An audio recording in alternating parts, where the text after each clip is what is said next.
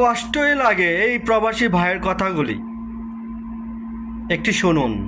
দেশপ্রেম দেখাইয়া এই দেশ যে আমাদের উপহার দিতেছে, এই বিমানের সামনে এই যে কানে ধরে যাইতেছি, যতদিন প্রবাসে থাকুম এই বিমানের টিকিট আর কোনোদিন কিনুম না। ৫৫ বছরের লাল সবুজের পতাকাবাহী বাংলাদেশের একমাত্র সরকারি বিমান সংস্থা বিমান বাংলাদেশ এয়ারলাইন্স। এয়ারলাইন্স আছে, হাজার হাজার এয়ারলাইন্স আছে, অথচ আমরা চাই আমাদের টাকা আমাদের দেশে আসুক। অথচ দেশে আইসা দেশপ্রেম দেখাইয়া এই দেশ যে আমাদের উপহার দিতেছে, এই বিমানের সামনে এই যে কানে ধরে যাইতেছি, যতদিন প্রবাসে থাকুম এই বিমানের টিকিট আর কোনোদিন কিনুম না। মাননীয় উপদেষ্টা ডক্টর মোহাম্মদ ইউনূস, আসসালামু আলাইকুম।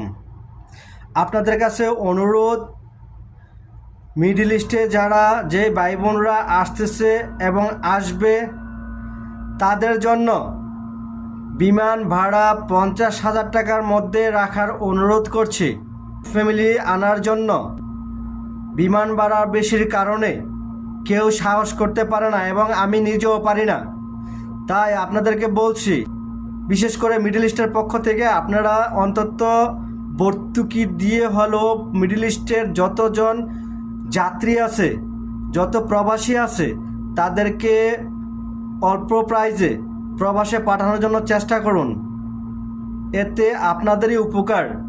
না হয় আমরা প্রবাসীরা সেই আগের মতো ফ্যাসিস্ট সরকারের বিরুদ্ধে যেমন লড়াই করেছিলাম, প্রবাস থেকে রেমিটেন্স বন্ধ করে দিয়েছিলাম, আবারও সেই পদক্ষেপ নিতে হবে মনে হয়।